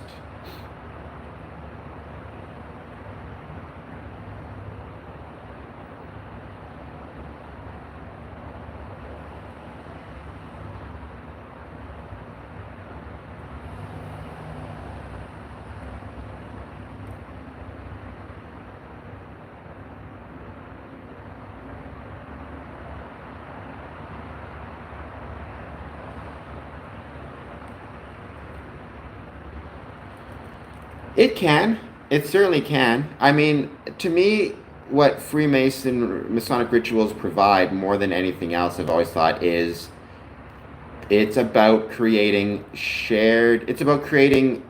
brotherhood or bonds through shared experiences. So to me, I've never really viewed Masonic rituals as being how do I put this? As being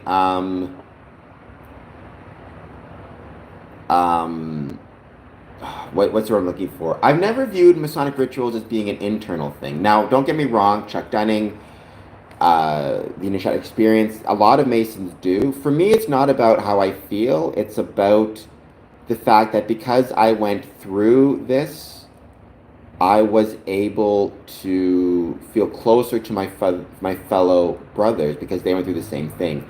That to me is what ritual is. I think that's the purpose of ritual throughout history, to be honest. The purpose of ritual throughout human history is to create bonds of brotherhood through shared experiences. I think it gets trapped often in kind of sometimes spiritual or sometimes religious or sometimes some combination of terms, which I don't like, especially in Freemasonry. But I think the reason that it happens is because, especially historically, people did not understand that that is why they were performing ritual, right? To them, they were performing ritual. The reason they performed ritual was to feel bonds of brotherhood through shared experiences, but they did not understand that, so they had to couch it in religious or spiritual terms. I think that was the case certainly in ancient Egypt. I actually talked about that in one of my previous live streams. So yeah. Also, to some extent, it was about communicating through a bicameral lens or bicameral mind. By the way, how's it going, Douglas? I hope that you're doing well. Please hit the like button. Please hit that subscribe button. I know you're already subscribed, I'm sure, but please hit the like button. And let me know how you're doing. And let me know if you're going to be joining me for my live stream, which is going to be July 21st, 24 hours. Should be a lot of fun.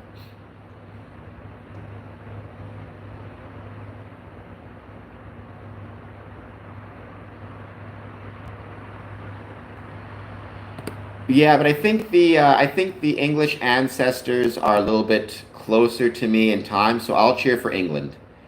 I wish them nothing but the best.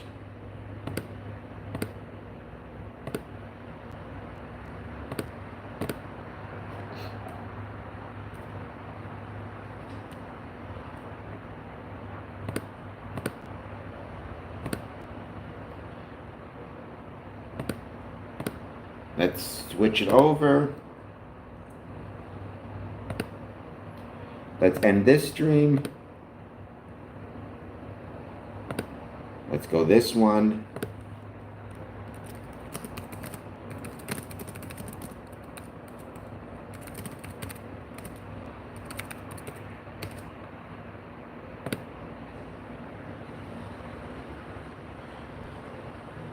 Sure. All the words so far, we have actually my 50, so I'm going to be putting a social media post out about this soon, but all the words used to describe Freemasonry thus far, we have got, let me go up. Okay, we have got collaboration, brotherhood, 6 times.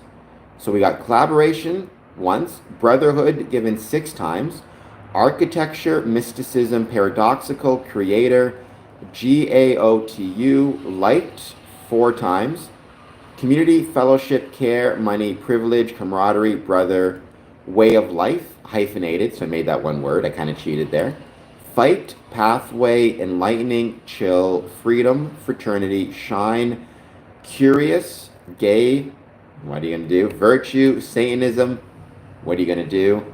No.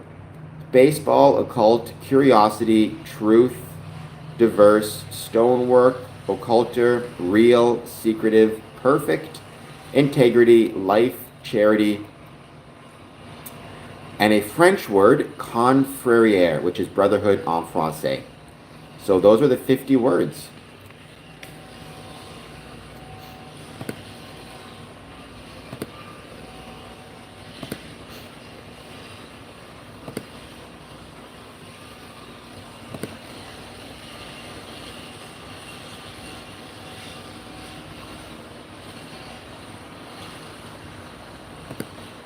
No, I didn't see the word mystery. Unless Douglas Martin, did you give the word mystery and I missed it? If so, I'm very sorry. I may have missed a couple words in my list.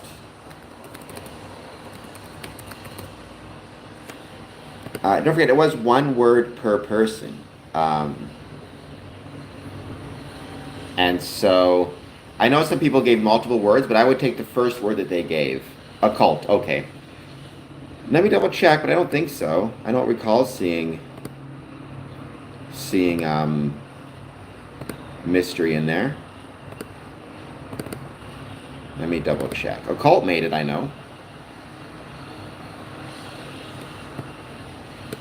Collaboration, brotherhood 6 times. Architecture, mysticism, paradoxical, creator, GAOTU. Light 4 times. Community, fellowship, care, money, privilege, camaraderie. Brother, way of life, hyphenated. Fight, pathway, enlightening, chill, freedom, fraternity, shine. Curious, gay, virtue, Satanism, no. Baseball, occult, curiosity, truth, diverse. Stonework, occulter, real, secretive, perfect, integrity, life, charity, confrere. I'll be right back in a moment. I'm just going to shut my window because they're doing some work out there and it's getting annoying.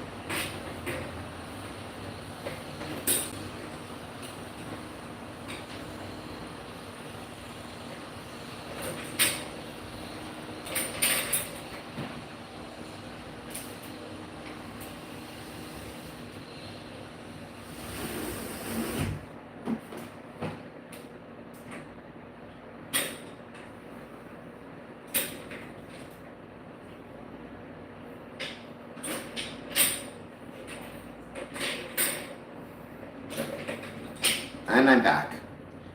Hope, because the sound was getting quite loud out there. I hope everybody though is doing well.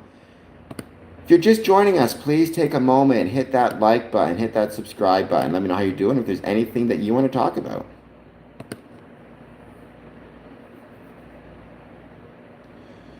Which tools? Do you mean Masonic tools, or do you mean more just human tools in general?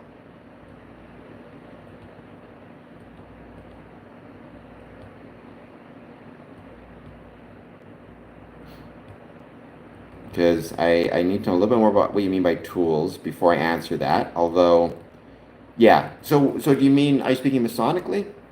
Human tools in general. Because you can apply that to Freemasonry, right? Freemasonry, one of our main things is the idea of tools. Um, Working tools of different degrees and applying them metaphorically.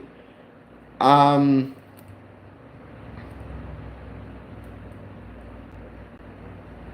do I think God taught us? I mean, I think I prefer to use the term supreme being, both because it's Masonic and I think God has, in North America or certain parts of Europe, right, when you say God, there tends to be a Christian view of it, and I'm not one who, I believe in a supreme being. I don't believe necessarily in any one particular faith. I think the supreme being, um, how do I put this in a way that makes sense? I think he gave us tools in terms of what it means to be human. He gave us wisdom. He gave us discernment. He gave us empathy, which is a tool. He gave us different levels of strength, which is a tool. You know, the ability to lift things, move things. Our arms, our hands are tools. He gave us senses, which can be tools, the ability to see and hear and all these other things. Those are tools that we can use to create and to understand things. But I think he gave us them, and then he, or it, or pick your term, the Supreme Being ordered the world in such a way that if we use the tools well, we have success. If we use the tools poorly, we experience failure. But it's up to us to, like, you know, the world is such that if we use our wisdom well, we'll have good outcomes. If we use our wisdom poorly, we'll have bad outcomes. It's up to us to follow those lessons. So I guess the universe teaches us how to use the tools of being human through experience and through making mistakes. And when you make the mistakes, it's up to you to recognize why it was a mistake, the nature of that mistake, and to do better in future. if that makes any sense. So it's not that God actively teaches us. He rather, the Supreme Being gives us the tools and then orders the universe in such a way that if we use them well, we will have success. If we use them poorly, we will experience, failure. And it's up to us to recognize those lessons. But the ordered universe and the nature of it is such that we kind of learn. It's kind of like one of my favorite stories. Again, I'm not Christian, but one of my favorite biblical stories was, it's a story of, somebody, I think it was the devil, maybe. I don't know, but somebody brings Jesus up to a very tall building, or I think it was actually a cliff, and says, if you're the Son of God and you're so special, why don't you jump off of this cliff and you'll survive? And God says, or Jesus says, right, you don't make a mockery of the Lord. The point is, the universe was created in an ordered way. We have the wisdom to recognize that order, to recognize that pattern, and it's up to us to not make a mockery of that, Well, but again, I think, so the tool, the ultimate tool is our wisdom. And beyond that, our senses, the ability to touch, to feel, to see. And we have the wisdom to, for example, take, so for example, stone tools, Freemasonry, stonework, right? That stuff matters. The initial tool was our wisdom and our intelligence combined with our senses. Our fingers are the ultimate tool, right? Our opposable thumb. To pick up these stones and rocks and bash them together and create a stone tool, which was like the first tool. I guess maybe you could argue sticks. Either way, the point still stands. But then, so God didn't teach us, or the Spirit didn't teach us how to make stone tools, how to use them properly. Rather, He gave us the wisdom to recognize what we could do, and also the wisdom to recognize, okay, does using our tools in this way make sense? Because there's going to be stones that are good for making stone tools and stones that are bad. There's going to be ways to shape them that are good, ways to shape them that are bad. It's up to us using our wisdom and our senses and our hands and those things to make them well. So it's not as though the Supreme Being is going to come down and say, okay, you take this stone and bash it against this stone to create this stone tool. It's going to be a trial and error, but rather that's how we learn. And because the universe is ordered and the universe makes sense, once you figure out how to make stone tools correctly, you can do that time and time and time again. If the world did not have an order to it, if the world did not make sense, everything would be up in the air. And today, this is the way you make a good stone tool. Tomorrow, this is the way you make a good stone tool. Everything would change. You couldn't learn anything. The ordered universe presents within it an ability to learn.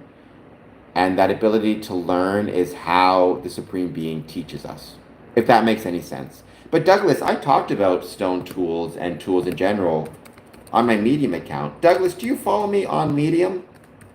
My written work? Let me know if you do.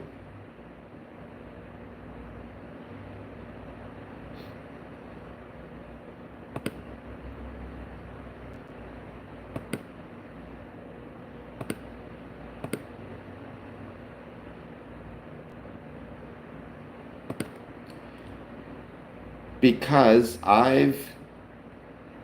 so let me see. Douglas, I wrote this November 10th, 2024.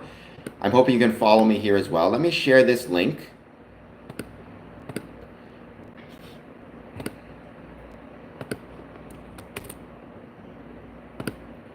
You may be able to click on that link. If not, go to Medium, Square, Compass, the first stone mason.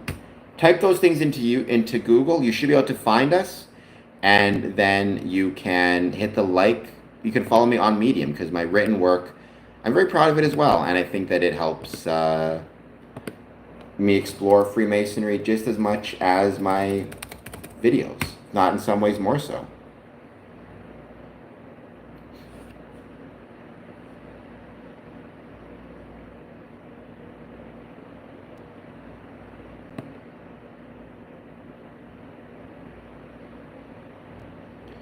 Awesome. Please follow me on there. Clap. Do all those things. Read that. Let me know what you think of it. Let me know if it makes sense to you. Um, Thank you, Douglas. I try my best. Again, I don't always succeed. I failed to being a good brother as many times as I succeeded. I'm sure I'll fail many more times, but I do try my best, which I think is all you can do.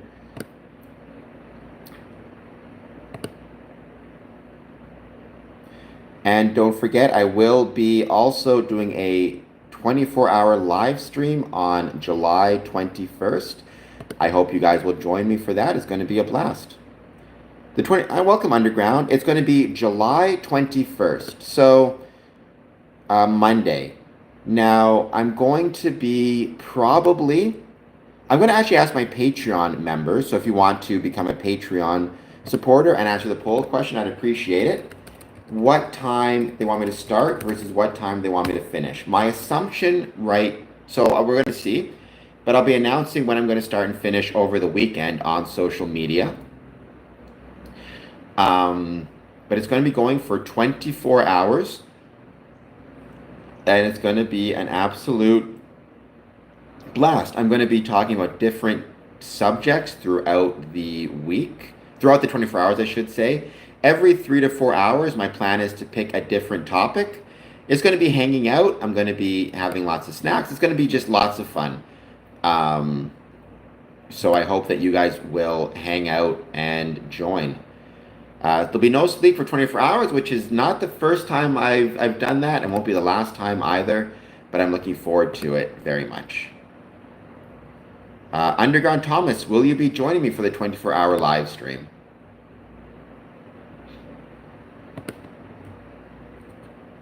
So it's going to start the July 21st and finish July 22nd. In the meantime, I will be having more lives and more podcast episodes in the coming days. Obviously, tonight at 1 a.m. I'm going to try to do one, and then tomorrow 1 p.m. will be the Ask Us Anything stream, which will be a lot of fun as well.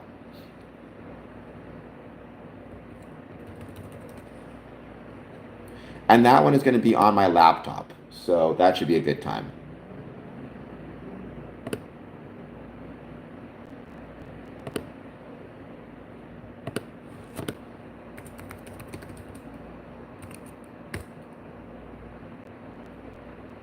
You are welcome, Courtney, and thank you for being here. As always, and congratulations again on your Masonic journey. It is going to be a blast. I know you're going to have a great time.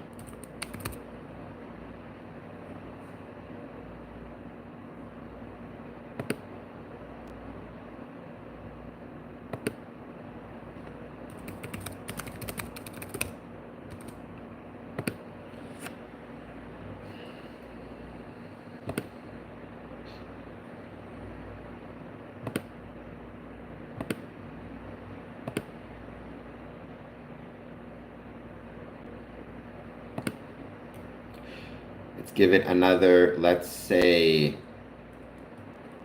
5 or 10 minutes or so. I hope everybody is doing well. Please take a moment, hit the like button, hit the subscribe button.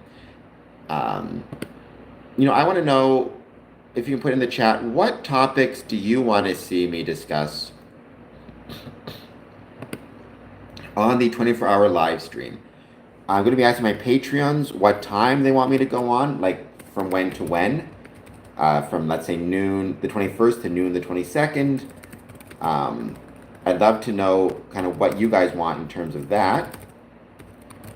But also, what topics do you want me to discuss? Is there anything in particular? Because I'm going to be trying to switch topics every few hours, right? That's going to be kind of the goal, is switching topics. That's a good thing to talk about. My father or my favorite Freemason. That'd be a great thing to talk about.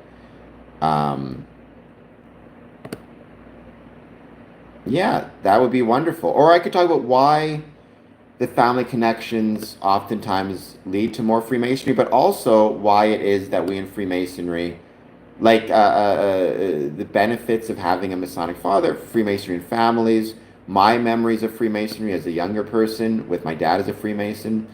I think all that stuff would be wonderful and worth exploring for sure. So maybe that's what I will do. Freemasonry, and my dad. That would be a great topic. Any other topics people want to see me discuss, please let me know. Also, so you know, that live stream will not be on my phone. That live stream will be on my laptop with my microphone. Um,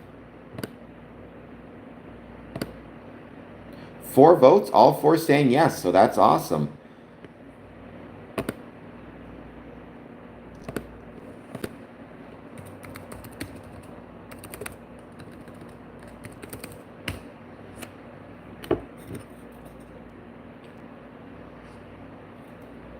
But I'm going to give it another maybe 15 minutes before we end this stream, and then yeah, be back on, I believe, this morning at 1 a.m. or next morning, tomorrow morning at 1 a.m. for a minute. We'll see if people join there, and then we'll go from there.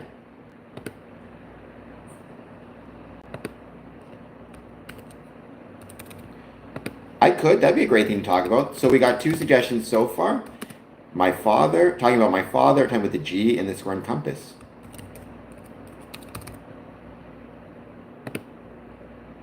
I mean, and then again, you can extend that outward to Masonic symbols as well, more Masonic symbols in general, which I think would be an important thing to discuss. Because Masonic symbols, sometimes they get very misunderstood, which is unfortunate. That sometimes people will take Masonic symbols and read things into them that do not exist. So I think that's definitely worth discussing, 100%.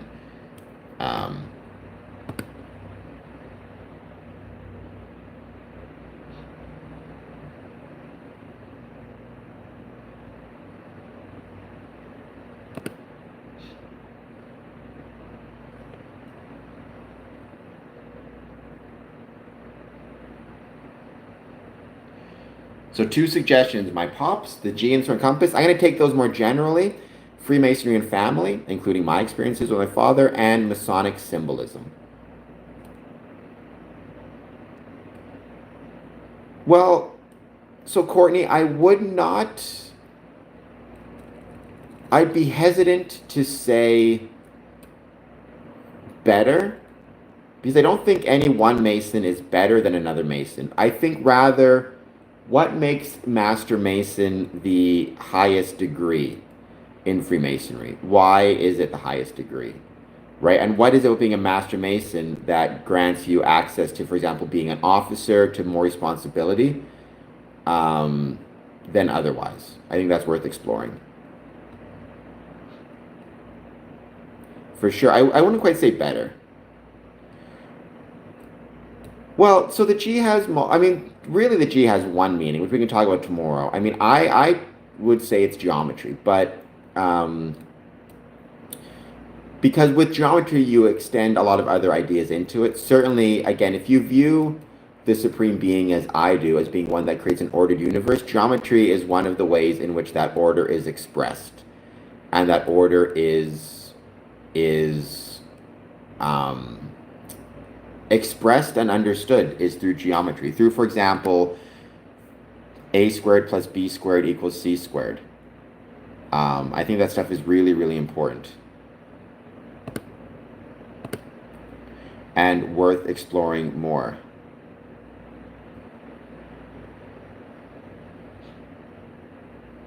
I think the idea of an ordered universe in general is really important.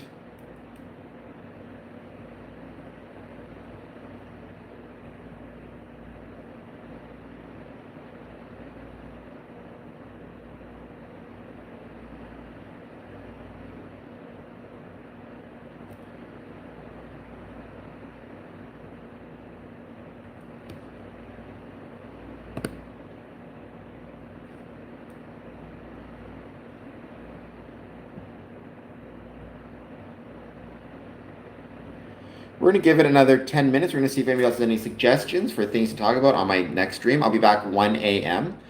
I'm going to talk, again, the 1 a.m. stream is going to talk about the same thing I talked about on this stream. Freemasonry, and annual communications and the 24-hour live stream. And you are going to see a lot of stuff on social media about this. So please, I hope you'll join me for follow me on social media for all that stuff. It's really important. It's a great way to support the channel. Follow me on social media.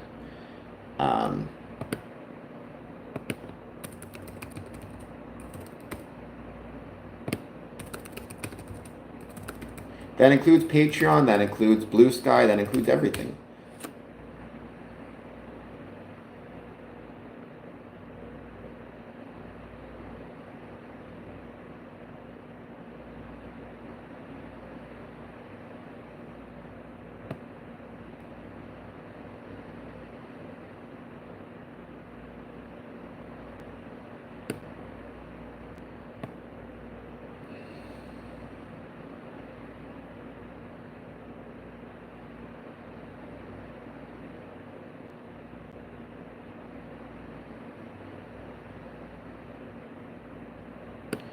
We're going to give it, let's say, just another 10 minutes. Just going to see if anybody else jumps on. Then we're going to end this stream, and like I said, will be back though. 1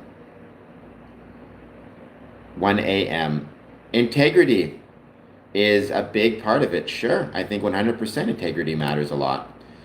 That honestly could be in and of itself a great stream question. What makes a good Mason?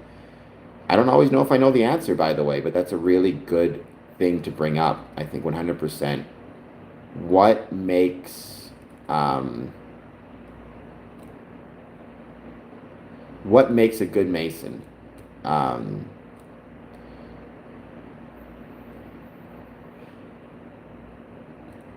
Is because there's debate about that. What makes a good, not everybody agrees what makes a good Mason. Not everybody agrees what makes a good Masonic Lodge. Not everybody agrees what makes a good Masonic meeting. Not everybody agrees what makes Freemasonry good. Not every Mason agrees on that stuff. That is 100% worth exploring.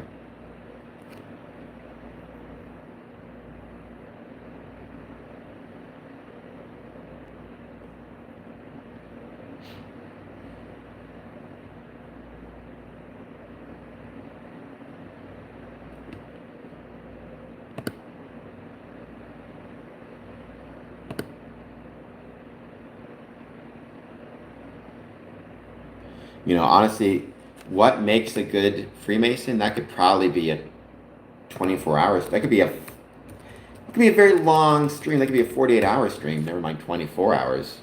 Not everybody's going to agree, but that makes it fun. That makes it. That's the beautiful thing about Freemasonry, is the fact that you can explore these things, and study these things, and question these things. One of the reasons why, for example, it's not a cult, despite the fact that other people may say it is the fact that there's so many different disagreements as to what makes Freemasonry.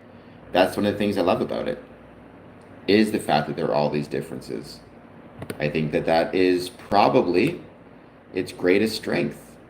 Also, in some ways, if we're going to be honest, its greatest weakness. How do we take all these different opinions and views and bring them together in some type of coherent structure, coherent idea?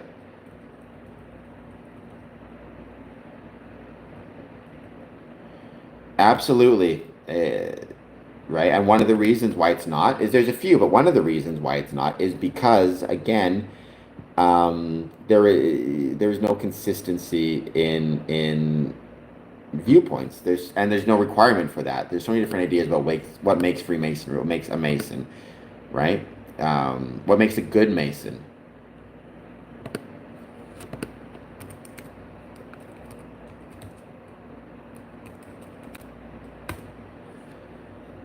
If you're just jumping on, please take a few moments. Hit the like button, hit the subscribe button.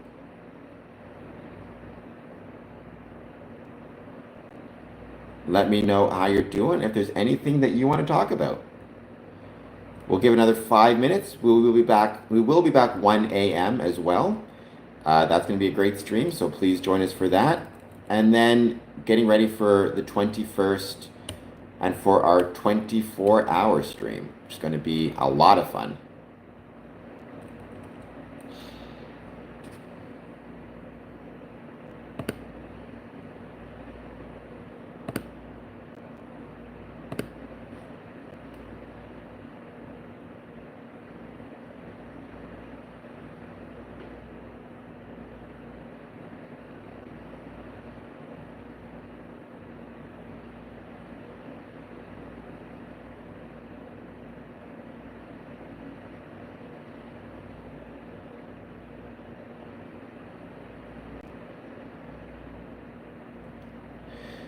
Yeah, it's been a lot of fun. Thank you. That's a great topic. What degree is your favorite and why, obviously? I mean, for me, it's the second degree is my favorite, always has been, but people have different favorites, and asking the question as to why would be really cool.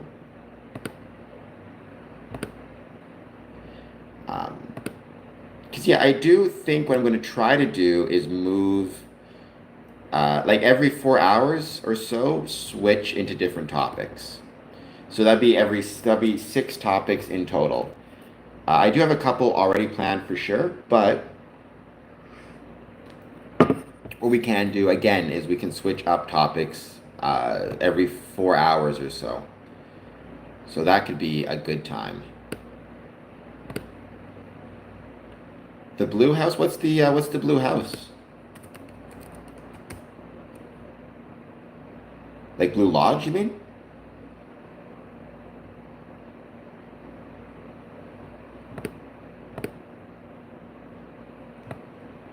All right. This has been a lot of fun, but like I said, we're gonna end this stream for now.